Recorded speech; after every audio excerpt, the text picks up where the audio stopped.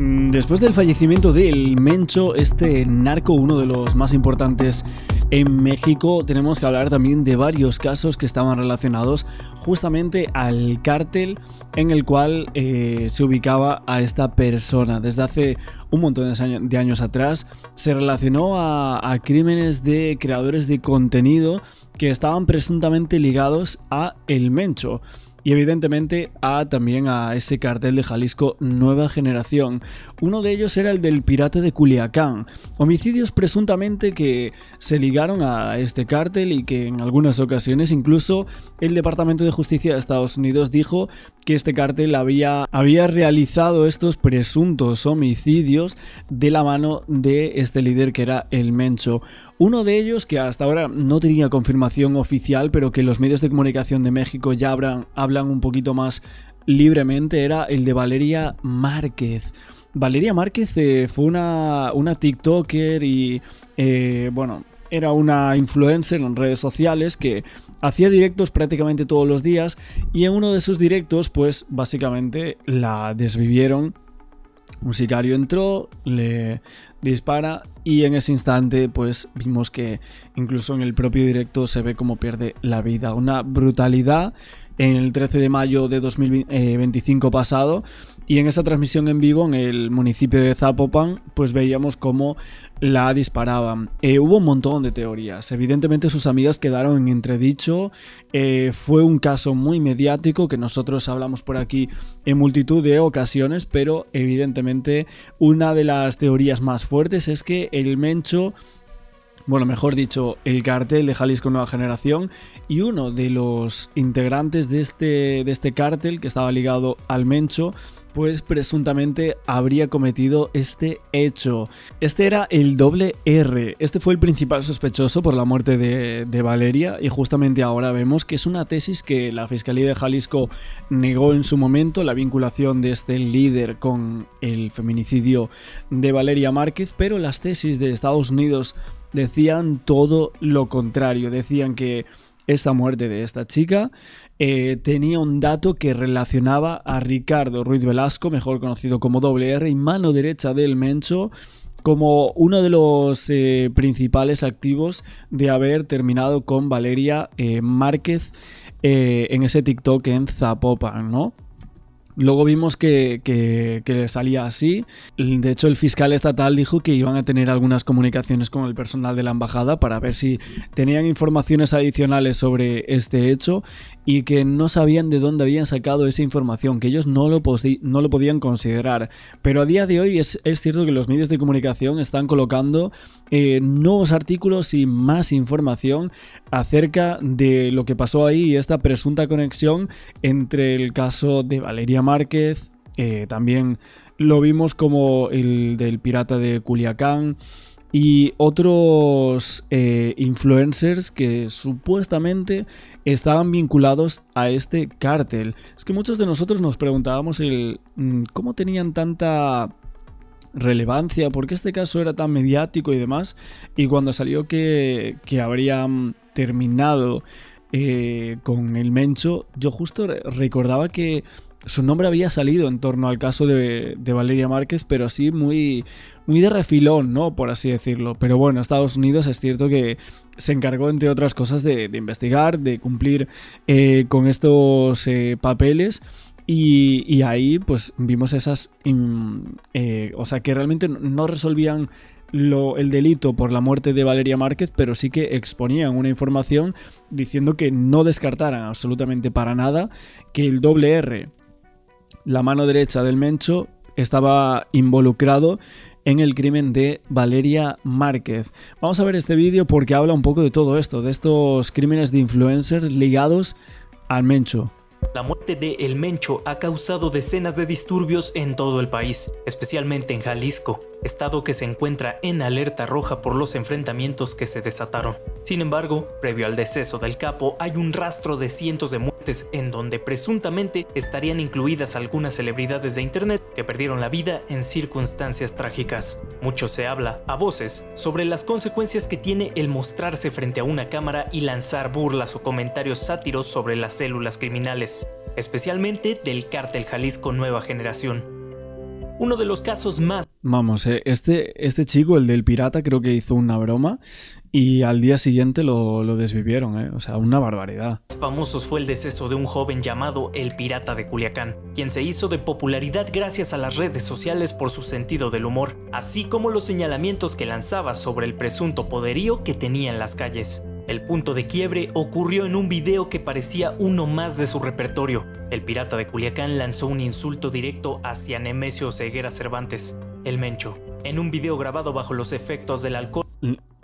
Es que este está vinculado, pero literalmente, o sea, es que hay hasta la grabación en la cual se burlaba del Mencho y no sé si fue al día o a los 2 días o algo así, lo desviven a este chico, Es tremendo, Y lo de Valeria, más que nada, decían que estaba ligado porque presuntamente se atribuía que este tipo de negocios de internet es como que intentaban concretar a personas como youtubers, tiktokers, etcétera, para blanquear dinero de una forma por estas vías. No sé cuáles son justo los trucos que usaban, pero hubo una investigación en México en donde destaparon a varios youtubers que se encargaban de estar conectados con algunos narcos, y evidentemente este cártel era uno de ellos, en donde ahí lavaban dinero mediante internet. No sé si realmente Valeria Márquez quiso dejar de hacerlo, si tenía, aparte de todo eso que no se sabe,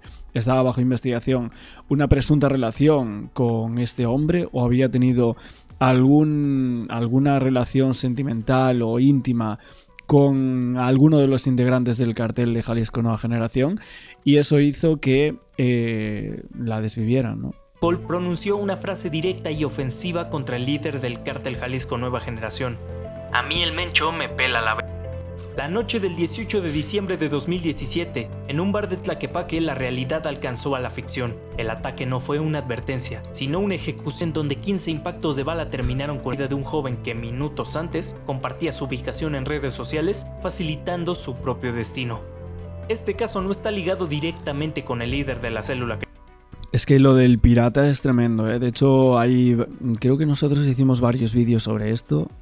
Os lo dejaré después para tener toda la información sobre este tema, pero es que dijo ahí una broma y al día siguiente, como él era tan viral, o sea, hacía bromas y tal en internet, y era una persona bastante viral en ese momento, ¿no? Entonces, esto le llegó al cartel de Jalisco Nueva Generación, y a los días lo terminaron, O sea... criminal, pero sí con uno de sus más allegados dentro de la estructura delictiva, es decir, Ricardo Ruiz Velasco, alias el RR, quien es identificado como un alto oficial del cártel Jalisco Nueva Generación. Además, dicho hombre se considera por las autoridades como uno de los más cercanos a El Mencho, quien fue abatido por fuerzas federales. En su momento se dijo que el RR... ¿Y a esta persona, al R, se sabe algo de lo que pasó con él a día de hoy?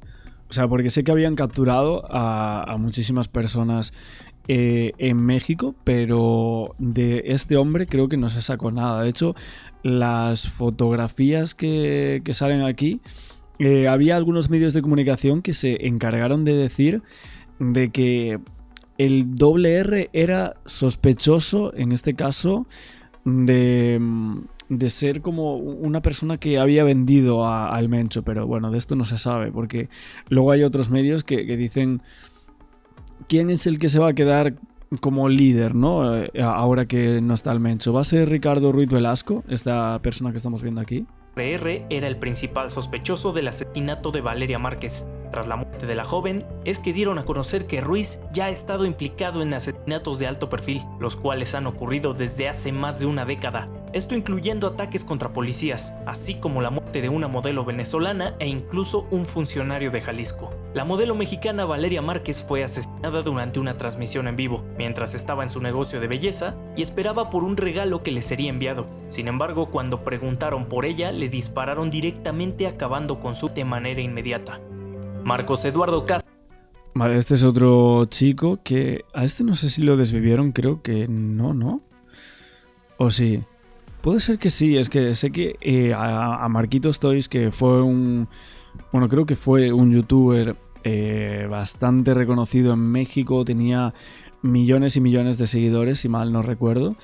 y a este hombre lo ligaron porque presuntamente también blanqueaba dinero mediante los narcos en torno a internet, a la figura de youtuber y todo eso, ¿no? Pero bueno, hablando de Valeria Márquez, ya que justo lo tenemos por aquí para ir a la siguiente parte, es cierto que el tema de Valeria fue muy mediático, no paramos de mencionarlo porque había muchas cosas extrañas y es cierto que siempre se creyó que había algo que no se podía saber en torno al desvivimiento de esta chica, básicamente porque no aparecía más información.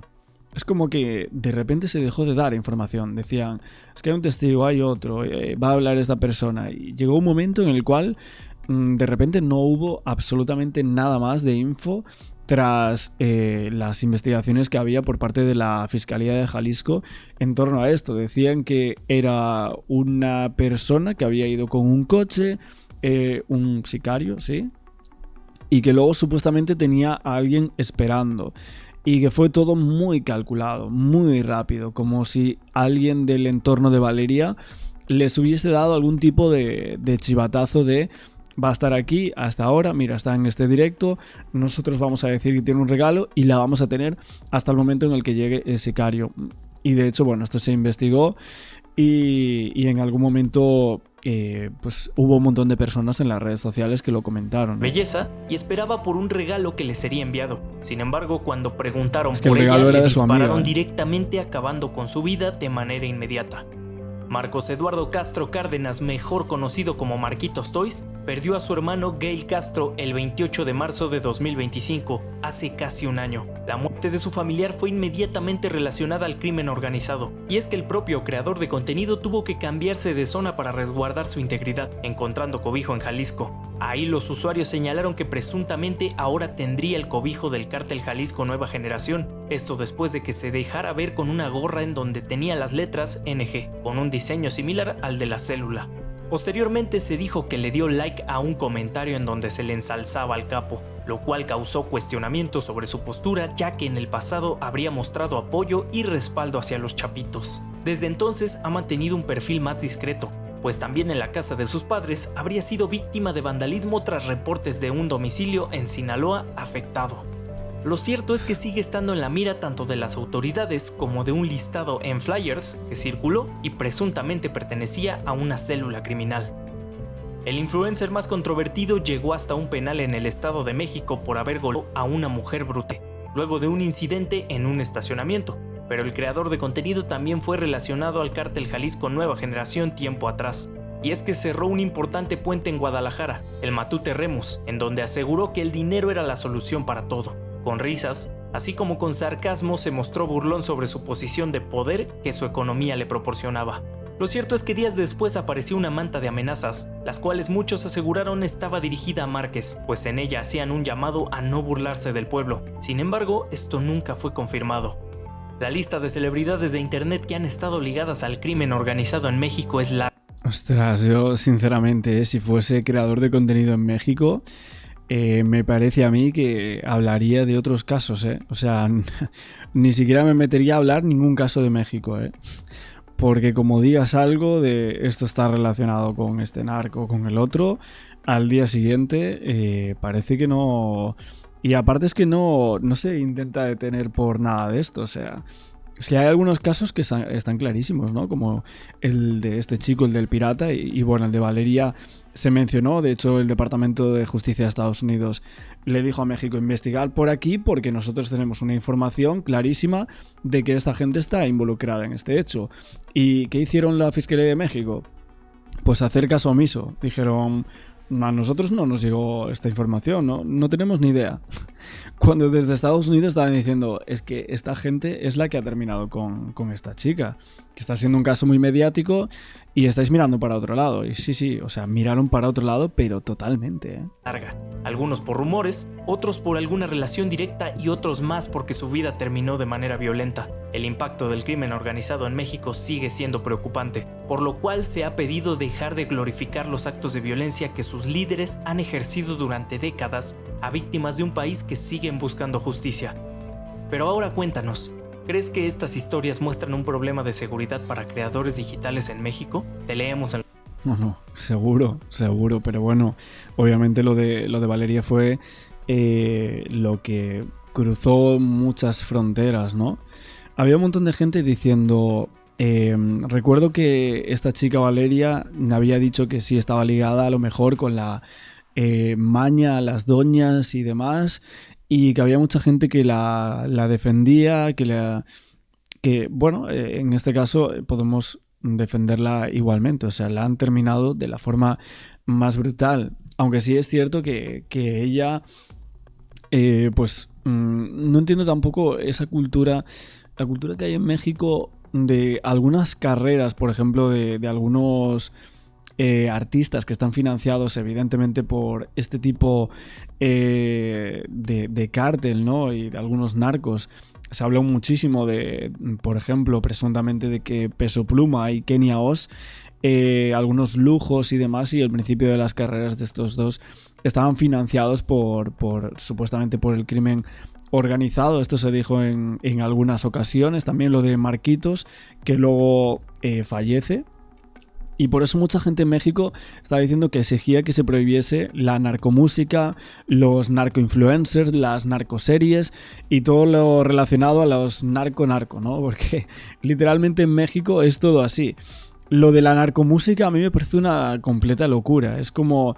si eres artista en México, tienes que hacer música relacionada a eso. Y luego te vienen estos influencers que eran como Valeria, que escuchaban esto todo el rato y que luego terminan con la vida de una chica y se llevan las manos a la cabeza, como diciendo, Dios mío, esto no puede volver a pasar, no sé qué. Pero vamos a ver, pero si tú estás literalmente influenciada por todo ese contexto, o sea, les parece una barbaridad y literalmente están cantando una canción que habla de eso. Es que a mí esto sí que me parece muy muy fuerte, es como...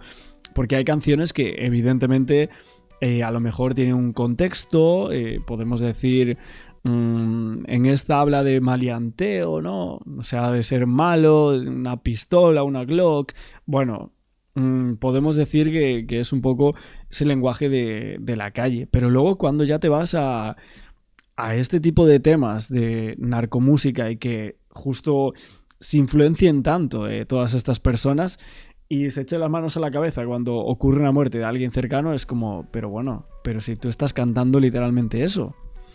Claro, es un poquito contradictorio, ¿no? En este caso, pero bueno, yo la verdad que os pregunto a vosotros qué opináis de toda esta cultura de los narcos y lo que ha pasado con el Mencho, porque ha sido una... Bueno, intentaban hacer una detención, pero luego evidentemente fue el fallecimiento de Nemesio Oseguera Cervantes. Mucha gente decía que realmente él lo habían cogido, no había fallecido y que luego le dieron muerte en el avión en el cual se estaba llevando, pero obviamente esto no lo podemos asegurar porque lo que se dice es que fallece porque tenía varios disparos.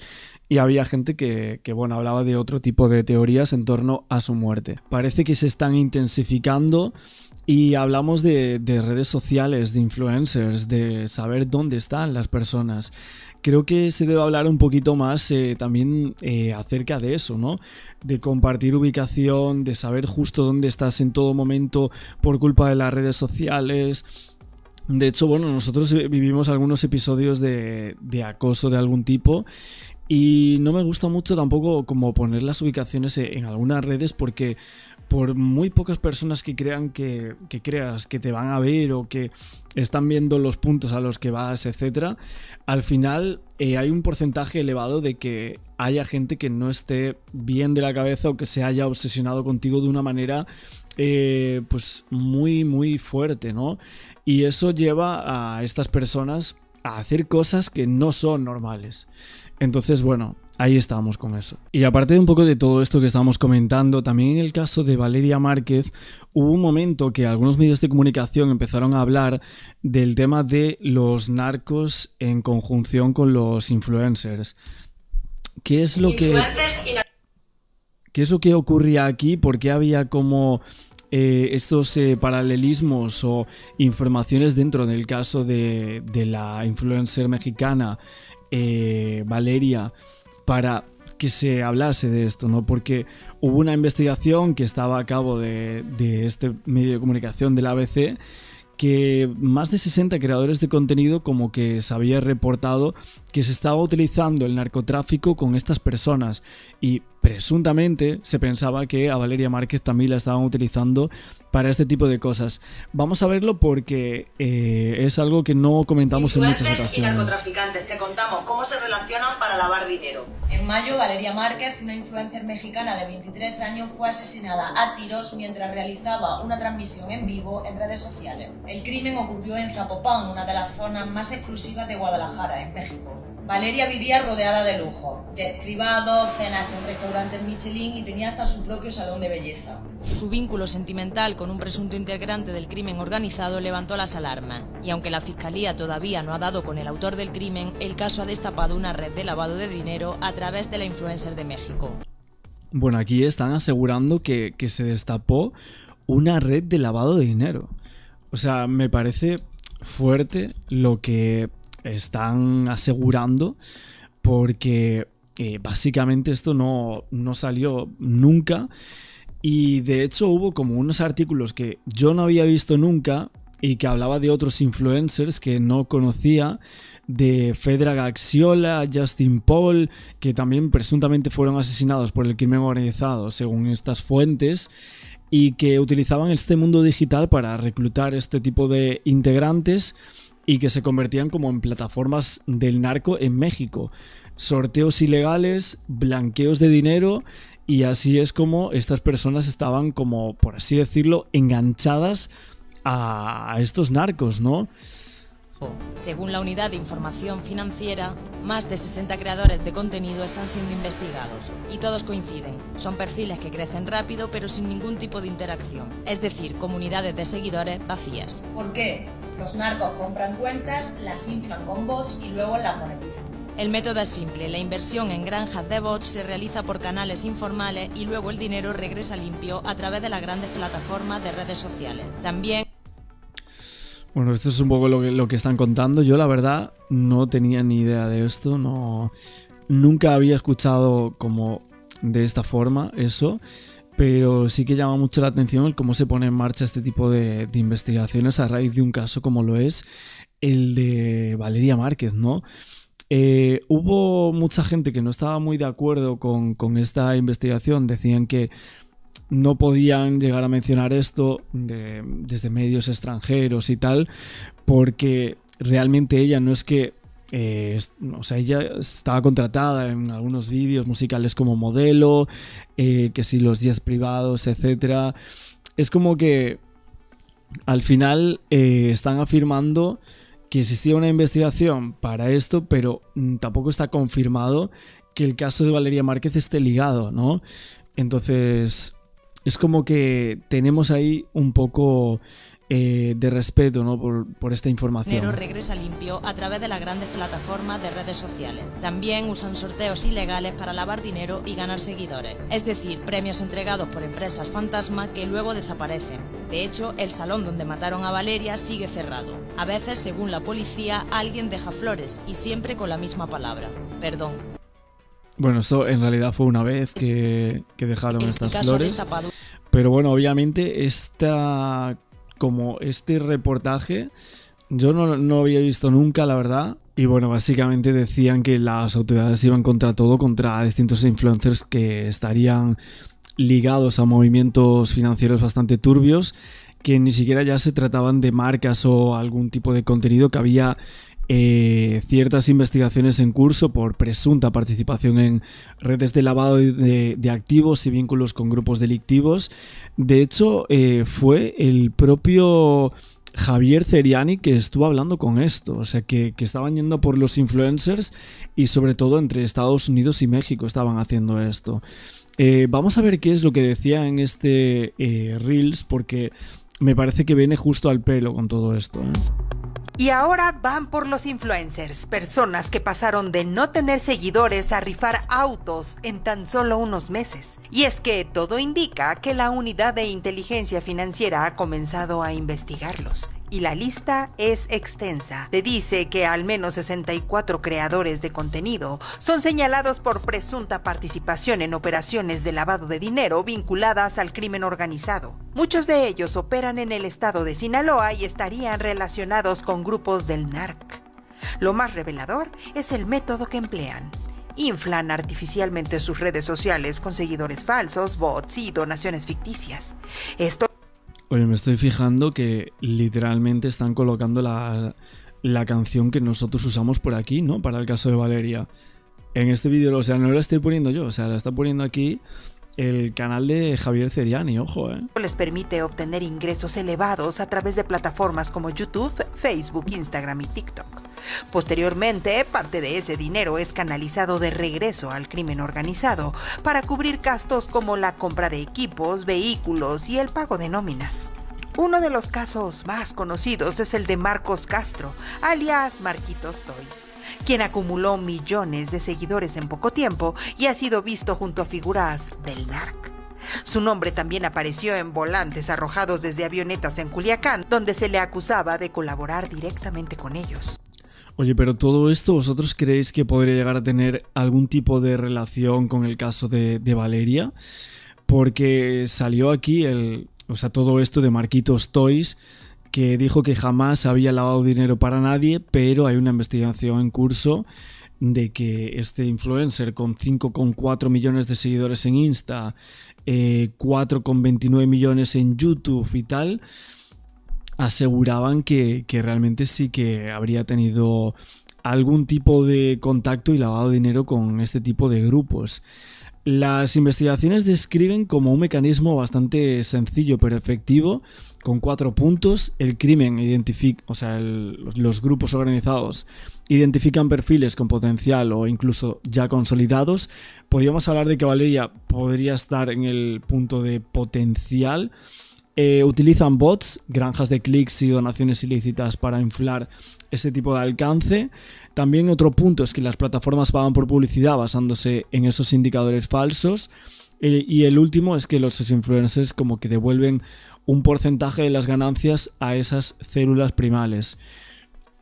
Entre las señales de alerta que se detectan están las rifas de artículos de lujo, contratos con empresas fantasmas, cambios sospechosos de titularidad en distintas cuentas e incluso desconexión entre los millones de seguidores y la interacción legal entre las publicaciones.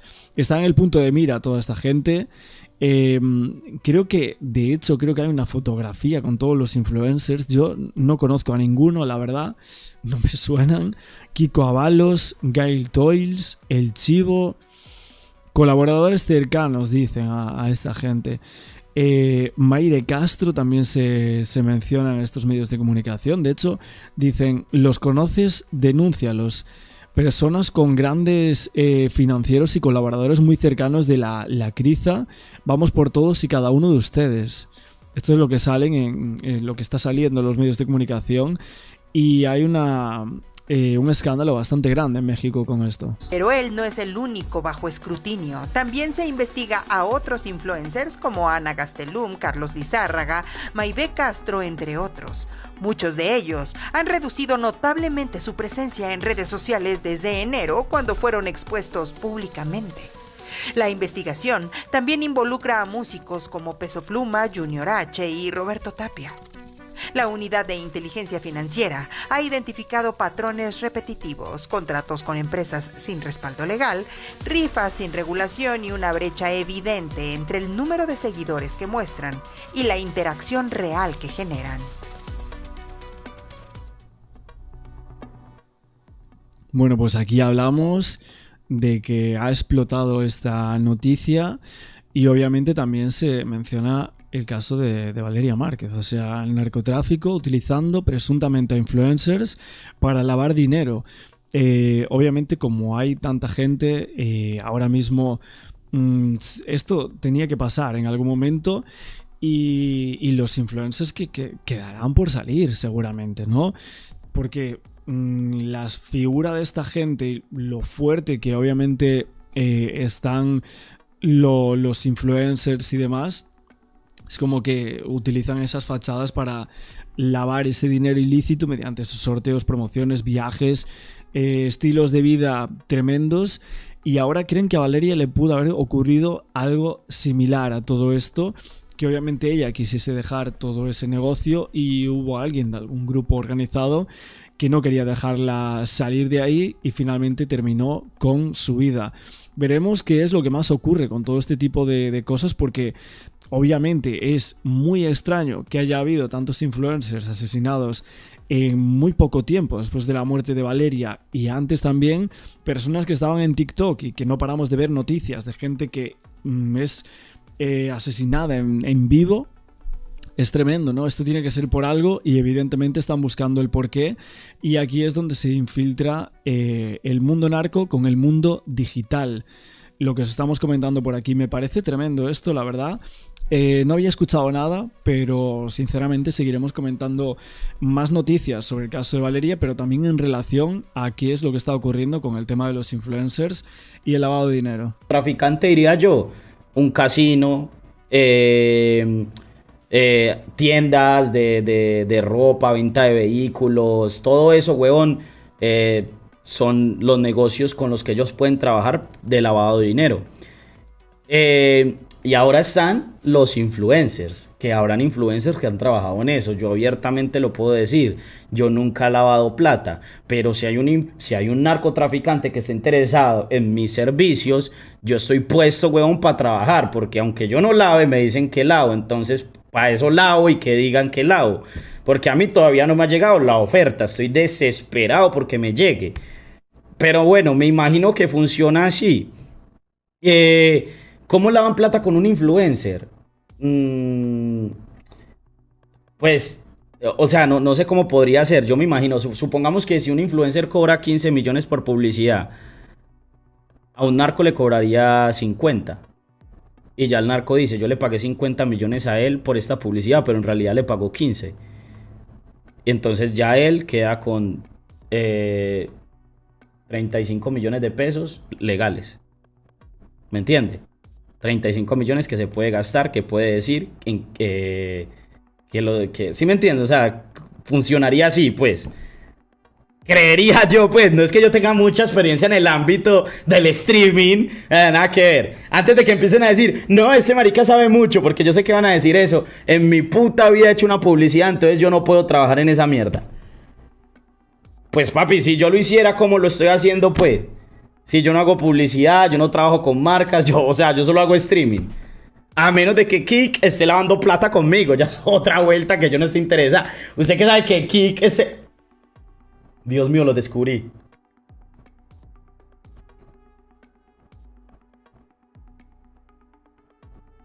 Bueno, el caso es que sí. Estoy abierto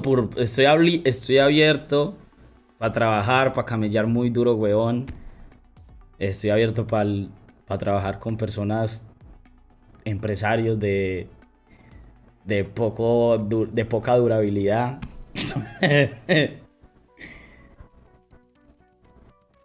Menos mal no lo dijiste en Kik, nada. Man, uno habla de estas cosas. Gracias por la suscripción, Tender. Papi, usted habla de estas cosas con la seguridad y con la tranquilidad que yo la hablo. Es porque usted es una persona legal. Vea, de esto que yo estoy hablando, usted nunca va a ver un influencer hablando así como estoy hablando yo, la realidad. Ellos les tocan este tema, esos maricas se cagan del susto. Muchos se cagan, porque muchos deben estar metidos en esas huevonadas. Pero usted cree, papi, que yo, trabajando, lo que yo me mato en mis empresas, lo que yo me mato, huevón, para hacer mis cosas, me voy a poner a inventar con esas estupideces. De verdad. Yo hablo tranquilamente y relajado y puedo joder con esto porque yo sé que yo soy una persona legal. Literalmente. Puedo tirarme chistes, puedo decir esto, tranquilo. Mano, todas las facturas de lo que compras las guardas y se las envías al contador, sisas. Sí, eso es muy aburridor, huevón. Eso aburre mucho, papi. O sea, por ejemplo, si yo voy y tanqueo el carro, me toca pedir factura electrónica. Si yo voy y compro ropa, me toca pedir factura electrónica. Entonces, digamos, si yo me compro... Vean, por ejemplo, Si yo voy y me compro 10 millones de pesos en ropa y yo no saco esa factura electrónica y se la mando a mi contador, yo estaría perdiendo 3 millones de pesos por no mandarle esa factura electrónica a mi contador, de demostrar que yo me gasté 10 millones de pesos en ropa. Estaría perdiendo 3 millones porque ya después ahí me tocaría declarar de esos 10 millones 3 millones de pesos a la DIAN. ¿Me entienden? Marquitos Toys lava dinero, influencer rompe el silencio tras ser vinculado con el crimen organizado. El influencer sinaloense Marquitos Toys ha roto el silencio ante una creciente polémica que lo vincula presuntamente con actividades de lavado de dinero. Todo comenzó luego de que el periodista Oscar Valderas revelara que la Unidad de Inteligencia Financiera, UIF, está investigando al menos 64 creadores de contenido en México, quienes podrían estar siendo utilizados por el crimen organizado para ingresar recursos ilícitos al sistema financiero formal. ¿De qué lo acusan? Que otros creadores de contenido están siendo investigados. Dale like, suscríbete y quédate para conocer más sobre esta nueva polémica de Marquitos Toys. Con más de 5.4 millones de seguidores en Instagram y 4.29 millones de suscriptores en YouTube, Marcos Eduardo Castro Cárdenas, más conocido como Marquitos Toys, reaccionó a través de sus redes sociales negando rotundamente cualquier implicación al crimen organizado tras ser señalado por Oscar Valderas. Jamás he lavado dinero para nadie, escribió en una historia de Instagram, asegurando que sus ingresos provienen únicamente de su trabajo como influencer y que los utiliza, según sus palabras, para ayudar a quienes lo necesitan. Ánimo, tiempo al tiempo, jamás he lavado dinero para nadie. Lo que sí he hecho con mi dinero es apoyar a quien lo necesita y lo hago por gusto, no para quedar bien con nadie. No apoyo ocasionalmente, lo hago a diario, gracias a Dios, escribió en una story de Instagram. La investigación publicada en un medio local pone el foco sobre una red de influencers, muchos de ellos con sede en Sinaloa, que estarían vinculados al cártel de Sinaloa, particularmente con las facciones de los Chapitos y la Malliza. De acuerdo con autoridades federales, la UIF tiene evidencia de métodos utilizados para legitimar dinero ilícito a través de plataformas como YouTube, Facebook e Instagram. Sin embargo, ¿cómo funcionaría este presunto esquema de lavado de dinero de Marquitos Toys? El crimen organizado identifica influencers con alto alcance o potencial de viralidad. Después, utilizan bots, clics automatizados y donaciones falsas para inflar artificialmente su popularidad. El tercer paso es que las plataformas pagan por publicidad con base en ese alcance. Y finalmente, el influencer devuelve parte de esas ganancias a las células criminales. La UIF también ha identificado prácticas sospechosas como rifas de autos de lujo sin sustento legal, contratos con empresas fantasma, cambios de nombre en cuentas populares y un desfase entre seguidores sin interacción real en publicaciones. Marquitos Toys ha sido criticado repetidamente por su aparente cercanía con personajes ligados al narcotráfico. Incluso fue vinculado con Néstor Isidro Pérez Salas, el Nini, el temido ex jefe de seguridad de los Chapitos. En enero de 2025, su nombre apareció en volantes lanzados desde avioneta en Culiacán, acusándolo de colaborar con esa facción criminal. Unos meses más tarde, su hermano Gail Castro fue asesinado en Ensenada. Además, Marquitos ha sido uno de los creadores de contenido más activos en rifas de autos de lujo, una de las señales de alerta detectadas por la UIF. También vende mercancía como gorras en línea, actividad que él mismo ha afirmado que le generan altos ingresos. Y aunque él lo ha negado una y otra vez, existen videos e imágenes donde se le ve haciendo apología del delito o simpatizando con el estilo de vida del narcotráfico, algo que sus críticos utilizan como argumento para reforzar las sospechas. No obstante, Marquitos no es el único bajo la lupa. Otros nombres que también fueron señalados en los volantes lanzados en Culiacán incluyen a Ana Gatelum, Carlos Lizárraga, el Horny, Óscar Antonio López Iribe, el Camaronero, y Maide Castro. Desde ese episodio, varios de ellos han reducido considerablemente su actividad en redes sociales. También han sido mencionados en este contexto otros influencers y músicos como Kevin Castro, Paul Baldomero, Carlos Arce, El Gordo Arce, Alejandro Hurtado, José Ismael, Conejo Toys, Víctor Adrián, Pitolias, Samuel Ibarra, El Padrinito Toys, Camilo Ochoa, Adrián Soto, El Pilotito, Manuel Zazueta, Kiko Ábalos, Francisco Arredondo, Panchito Arredondo, Roberto Tapia, Joan Valentín López Meras, Fidel Castro, marca registrada, e incluso Peso Pluma Junior H. Cabe recordar que esta no es la primera vez que Marquitos Toys es vinculado con el narcotráfico. En noviembre de 2024, la periodista Anabel Hernández también lo incluyó en una investigación donde lo relacionaba con los Chapitos y con el tráfico de fentanilo. Aunque está en medio de acusaciones, volantes, amenazas y silencios incómodos, Marquitos Toys no se ha escondido, pero su reputación pública está, una vez más, bajo fuego. Mientras la UIF continúa sus investigaciones, la pregunta sigue siendo, ¿está siendo Marquitos Toys investigado formalmente o solo es víctima de especulación mediática y persecución digital? ¿Te has preguntado cómo los cárteles de la droga están blanqueando millones de dólares en las redes sociales que sigues a diario? La Unidad de Inteligencia Financiera, UIF, está investigando a 64 influencers, principalmente en Sinaloa, bajo la sospecha de que están involucrados en un sofisticado esquema de lavado de dinero para organizaciones criminales como los Chapitos y la Malliza. Este mecanismo les permite a los cárteles financiar la adquisición de armas, vehículos y sobornos, en lo que se ha denominado la guerra en Sinaloa. Milenio tuvo acceso a la lista de la UIF que detalla cómo los cárteles inyectan capital a las cuentas de estos creadores de contenido para inflar artificialmente su número de seguidores. Plataformas como YouTube, Facebook e Instagram, al interpretar este crecimiento como un éxito legítimo, pagan grandes sumas por publicidad, pero lo alarmante es que estas ganancias, que parecen limpias, son devueltas en un alto porcentaje a los criminales, lo que legitima sus recursos ilícitos. Un caso emblemático es el de Marquitos Toys, originario de Culiacán. Su rápido ascenso ha sido controversial, vinculado a un estilo de vida de narcocultura y su cercanía con figuras como el Nini, ex jefe de seguridad de Iván Archibaldo Guzmán. Otros presuntos influencers en la lupa de las autoridades son Ana Gastelum, Carlos Lizárraga, el Homie, Oscar Antonio Uribe, el Camaronero, entre otros. La UIF ha identificado banderas rojas claras en estos perfiles. Rifas de bienes de lujo, como automóviles o departamentos que se realizan sin la debida autorización oficial. Contratos de publicidad con empresas fantasma, que surgen y desaparecen rápidamente. Cuentas que cambian de propietario múltiples veces en muy poco tiempo. Y quizás lo más revelador, grandes números de seguidores, pero con la interacción real mínima en sus publicaciones. La sofisticación de estas operaciones ha llegado incluso a plataformas como OnlyFans, donde se han detectado modelos generadas por inteligencia artificial que engañan a usuarios para obtener suscripciones. El dinero resultante de estas estafas también es blanqueado por los cárteles. Este panorama ha puesto en alerta extrema el sistema bancario mexicano, tras una advertencia directa del Departamento del Tesoro de Estados Unidos sobre los riesgos de operar con instituciones presuntamente infiltradas con el crimen organizado. La Red de Control de Delitos Financieros de Estados Unidos ha intensificado su supervisión, lo que ha llevado a instituciones financieras globales a reducir su exposición a México y exigir mayor transparencia y certificaciones de su cumplimiento. La lucha contra el lavado de dinero en el ecosistema digital es compleja y en constante evolución, pero las autoridades mexicanas y estadounidenses están uniendo fuerzas para desmantelar estas redes y cortar el flujo de recursos que financian el crimen organizado. ¿Y tú qué opinas? Haznoslo saber en los comentarios. No olvides darle me gusta, compartir y seguirnos en todas nuestras redes sociales. 3 de la tarde con 17 minutos. Seguramente usted ha hablado, o más bien ha escuchado hablar del término lavado de dinero. ¿De qué se trata? ¿Cómo se da?